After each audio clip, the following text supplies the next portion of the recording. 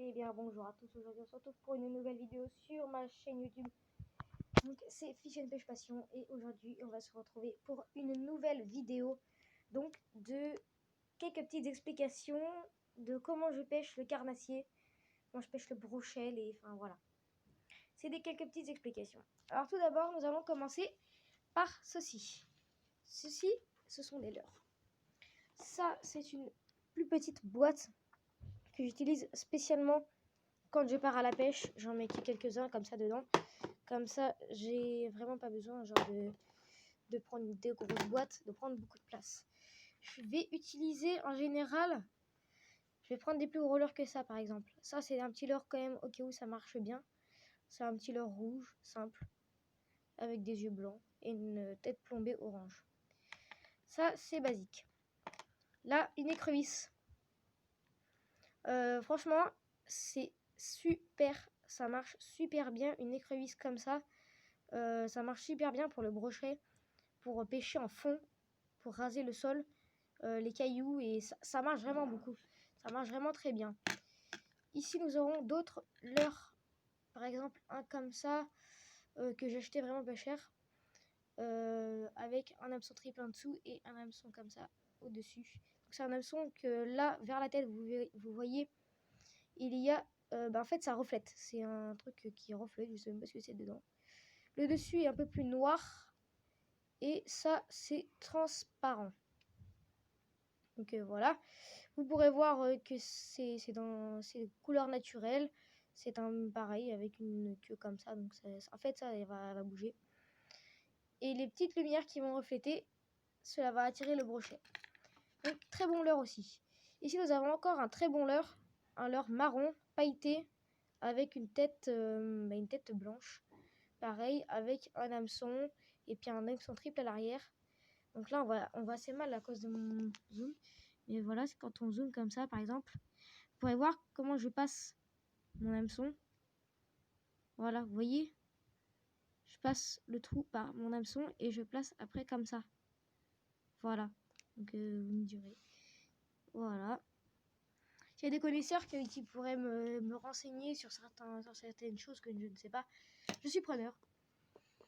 Après, vous aurez ici donc un leurre souple encore. J'ai quasiment que des leurres souples. Avec, il est long et une queue en fer de tire-bouchon. Donc c'est pas mal. C'est un très bon leurre. Avec une tête plombée jaune. Donc ça, c'est un grand leurre. Tout comme celui-ci. Voilà. Un autre leurre comme ça. Avec un dos rouge et noir. Et une tête plombée orange. Alors vraiment, il ne faut pas avoir peur de pêcher au gros leurre. Certains pêchent au plus petit leurre. Mais en fait, le gros leurre marche pareil. Donc ça sert à rien de penser que le pêcher au plus petit leurre, ce sera mieux. Ça, c'est quelque chose par contre qui est très important. Là, nous aurons un grand leurre, un plus grand leurre. Donc il fait à peu près la taille de ma main, comme ça. Il fait la taille d'une main. Avec un hameçon, un gros hameçon, un assez gros hameçon. Avec une tête comme ça. Comme vous pourrez le voir, elle est triangle.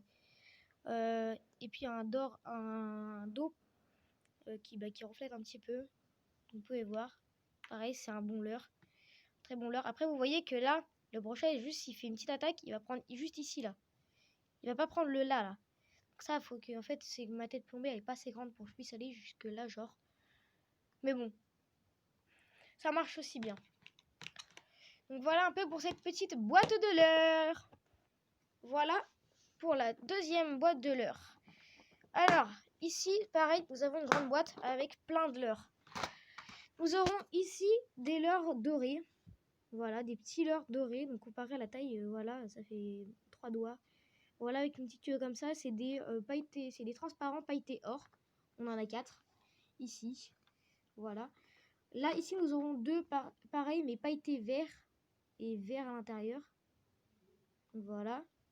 On en a 2. On a aussi grenouilles qui marchent aussi très très bien pour le brochet.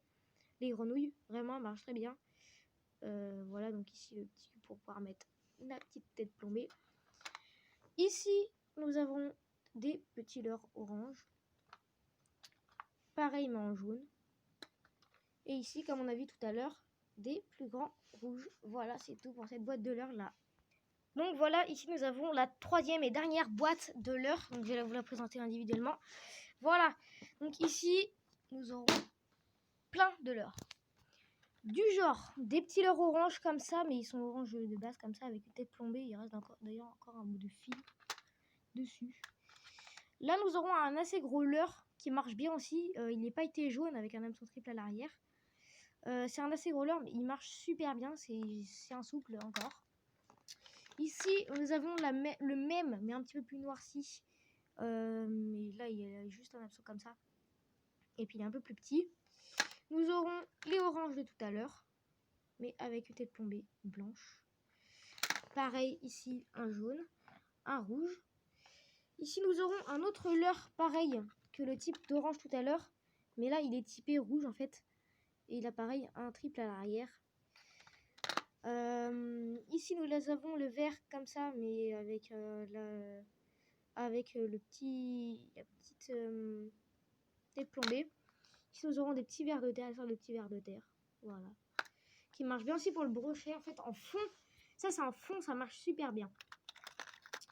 Là nous aurons un leurre, mais plutôt pour la surface. Un leurre, en fait là c'est un leurre vraiment, il est assez bien et bizarre à la fois. Voilà, donc c'est un leurre comme ça. Ça, là, en fait, c'est une petite plaquette. Et en fait, elle est assez brillante. Avec des yeux bleus et puis deux triples. Donc ça, c'est bien pour la surface, en fait. Là, nous aurons pareil que tout à l'heure, mais en orange et noir. Là, nous aurons un petit leurre pareil. Pour une assez grosse et plombée quand même. Donc là, il est typé comme ça. Donc après, peut-être la tête plombée, je sais même pas si elle est à l'envers. Ici, la tête plombée est à l'envers. Donc il y a un problème, mais c'est pas très grave. Avec un pailleté rouge que j'utilise pas beaucoup. Là ici un très bon leurre. Voilà, c'est un très bon leurre, ça. Un petit leurre souple blanc comme ça. Ici nous aurons quelques petites têtes plombées, un peu comme ça, mais sans la, ces deux là ils sont sans la tête plombée.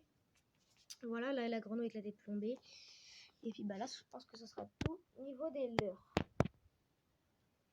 Et justement, en parlant de leurres, je vais vous en faire voir un seul et unique autre, qui est très bien et très cher aussi.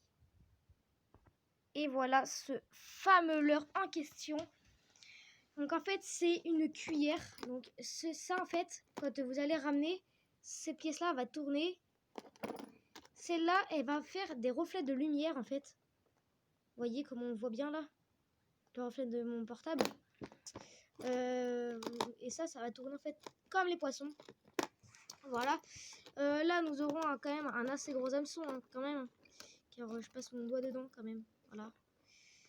Donc c'est quand même un assez gros hameçon. Avec là plein de petits fils qui vont attirer le brochet car ils sont plusieurs couleurs et tout. Voilà. Et là une petite tête bleutée. Donc voilà pour ces petits leurres. Et donc celui-là aussi marche très bien mais il est très cher. Voilà donc pour ces petites explications de leurres.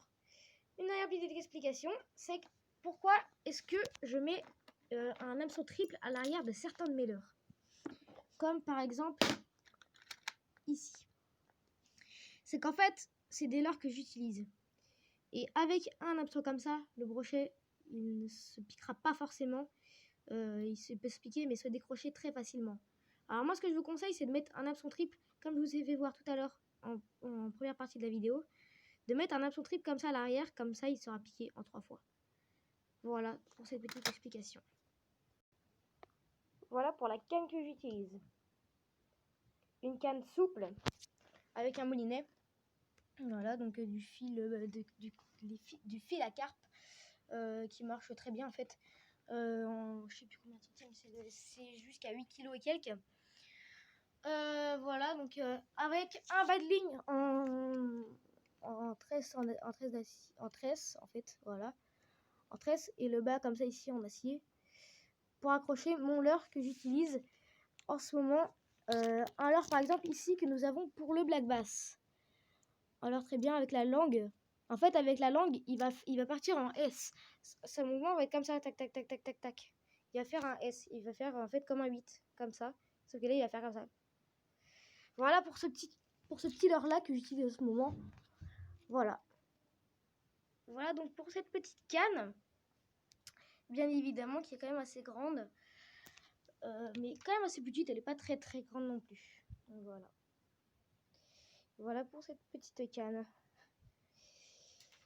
Voilà. Donc si car certains ont des conseils à me demander ou même me donner des conseils à moi, hein, je suis preneur. Et bien, je vous prends pour après pour pouvoir m'améliorer et puis vous faire des meilleures vidéos de meilleure qualité. Merci à tous ceux qui s'abonnent, vraiment, ça me fait grand plaisir. Si vous mettez des commentaires ou quoi, je vais vous répondre très rapidement. N'hésitez pas à me chercher sur Instagram, xxlinkxx0. Vous me trouverez sur Instagram. Vous pouvez me poser des questions, me demander des trucs, ou même me dire des trucs pour m'améliorer, comme je vous l'ai dit. Sinon, ça va être tout pour cette vidéo. Merci de l'avoir regardé. Merci de mettre les pouces bleus, de s'abonner. Ça me fait grand plaisir. Et puis moi, je vous dis à la prochaine. Puis dans une nouvelle vidéo, c'était Fish and Pêche Passion. Au revoir.